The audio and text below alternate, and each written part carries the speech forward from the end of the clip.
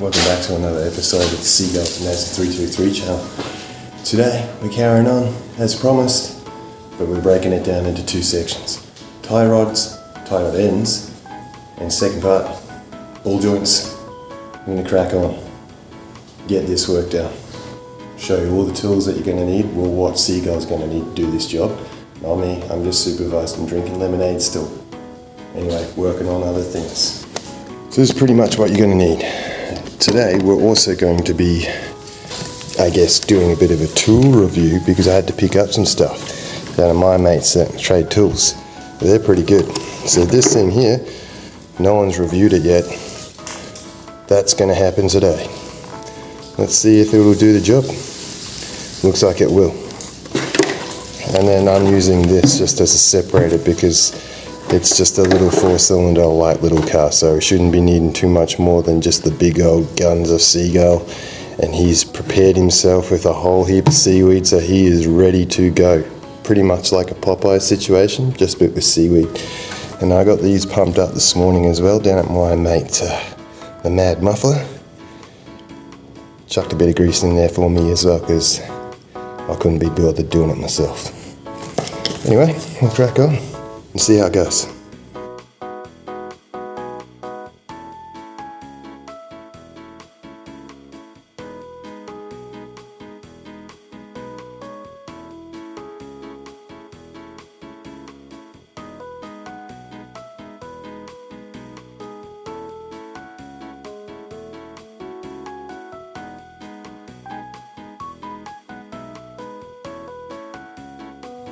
Alright, here's the important bit. Once you've freed up the tie rod end bolt and you've got it to move, you place it back in and you've loosened the tightening bolt for the tie rod end.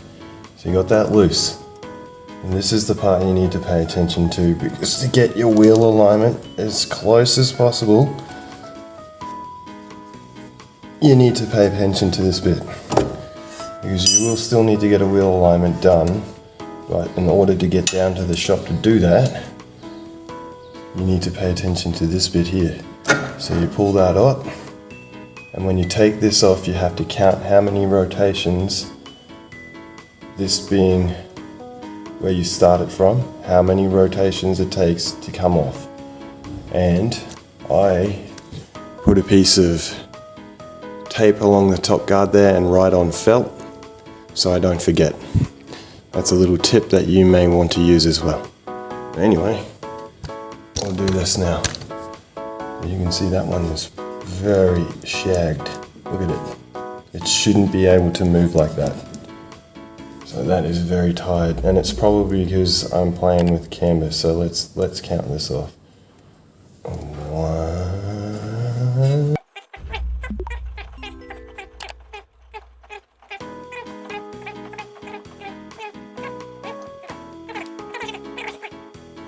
This is probably also the stage where you just double check that what you bought fits.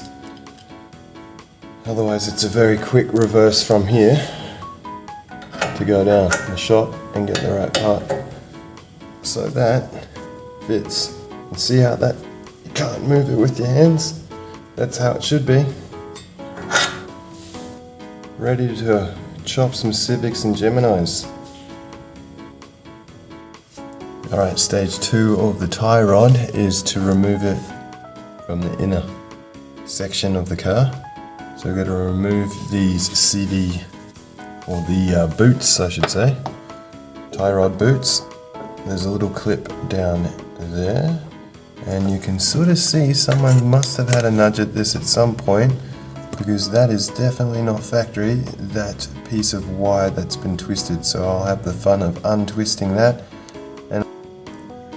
Right, you will be able to access the end of the boot cover from underneath the car, and it was like a wire clip, so I just had to basically cut it and slip it off, but that's ready to come off now. So we'll attach the tool and unwind it. We may even have enough room to do it from under here. If not, we'll try from sitting from the side of the car. Alright, so the inner tie rod is a little bit tricky. As it turns out, this is the original part that's never been taken off the car and has the original retainer washer that sits on the inside. Now, I've had to absolutely chew the shit out of that to get that thing off, because it was basically a washer that had a tab that slipped on every single flat surface, but then also had a little hole which is right there, and there was something punched into that. So really the only way to get this off was to push those teeth back off the actual inner tie rod socket, and then come underneath the car and use a punch or a cold chisel punch, and then just smash that bitch off and twist the shit out of it with whatever pliers that you've got as well. Eventually it'll come loose, and now I'm going to rip that off and start working off this original inner tie rod. Okay, so now that you've got that retainer washer off, and in all honesty, that's probably the hardest part of this task, is getting that thing off. Once that's out of the way, everything else should be pretty streamlined. So today we are testing a product which I noticed didn't have a review when I went down to the local trade tools and had a chat to my bros down there, and they hooked me up this little bad boy, which is used for inner tie rods. It's called the Force, or Force Power on You. It's a nice little tool here. This is what it looks like. There you go. I'm not sponsored, I'm self-funded. I do all of this off my own bat, so if anyone's watching and they want to help out a big gal, then contact me, because I'll use your tools and give them a good review. But anyway, so Jesus, this is what happens when you don't have a professional cameraman. Anyway, so we just slide this on over the tie rod, and then you adjust it. So it's a two-way action. One way is going to be tightening, and if you flip it around the other way, it will be loosening. So you basically just line it up with the old tie rod, crank it, and then loosen it. And then once you've got it loosened, I would recommend using a big dog. When I say big dogs are referred to anything that's big in my garage. Big dog pry bar needs to come out, because you will need to really apply some pressure. When that's loose, wind it off. Now, winding this off, you can see how much play is in that, and that is disgusting. That has to come out. And that's probably what's been causing a little bit of vibration on the higher speeds. So we'll just eliminate all of the problems. You can sort of see I was a little bit vicious on it, I get that other retaining washer off, knowing that this is probably just going to be recycled and turned into some form of recycled Art Deco furnishing for the garage. But anyway, everything has another purpose. Whether it's dead like this, it'll have another life in some other form. But I may sort of do a little video on that, which is like another little hobby that I have. Anyway, yeah, moving on. Alright, so when you go to fit the new tie rod, there's a washer. And this washer here, as you can see, has two little teeth on it. And those little teeth need to line up facing inwards. They need to line up with the two little slots on the steering rod there, or whatever the term is for that shit. I don't goddamn know. Anyway, so it's part of the steering mechanism anyway. The tie rod connects to that thing there. So I'm going to move my big fat ass hand out of the way and just move the camera. You can see the teeth need to line up with those two slots. The reason for that is when you go to put the tie rod in now and screw it, and it's mated nice and flush, you're going to bash those teeth in once it's torqued to the right setting. and that's how it's got to sit. So that washer has got to come in. And the original washer, as I sort of already sort of walked through that, was a real shit to get off. Do not try to think you can just crank it off without taking that retaining washer off, because in all honesty, you'll probably damage something.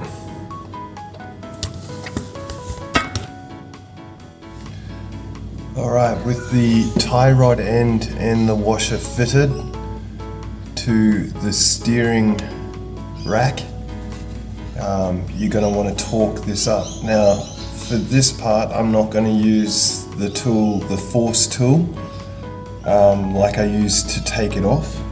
I'm going to use a tie rod sleeve so I can put my torque wrench on it and get it to spec. Now it says torque settings for the tie rod inner end is between 42 and 57 Nm. So I've got it to 56 and we're going to crank it to there using one of these and the correct end on it with my torque wrench. So we'll do that now. Alright, so now the tie rod and lock nut here needs to be torqued up. Settings are 34 to 39 on your torque wrench. We'll just hook that up now. I'll use this rig here. And it should do exactly that.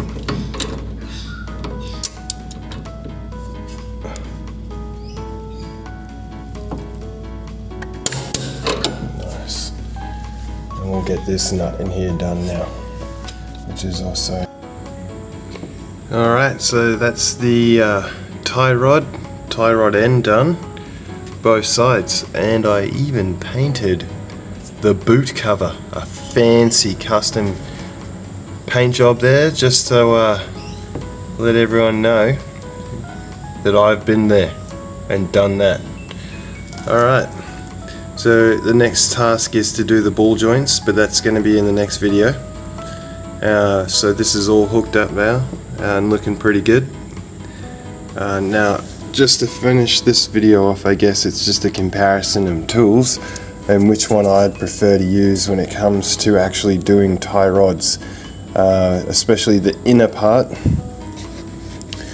I trialed this tool here, which is the Force multi-purpose inner tie rod tool, and it just acts like a clamp when you attach your big pry bar onto it with a socket.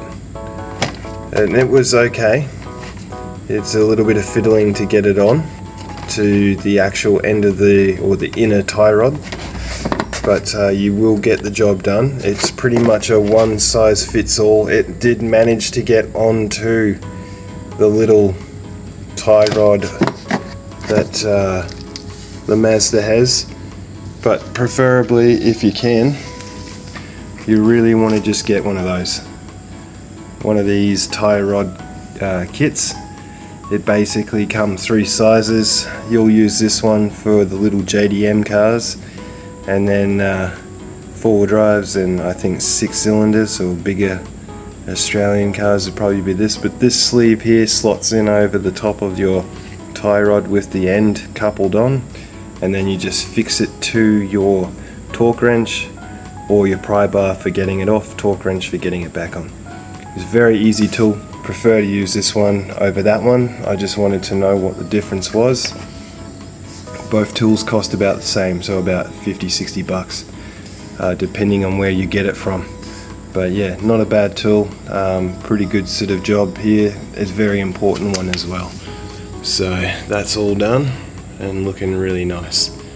Alright, ball joints next. Thanks for watching. Like and subscribe.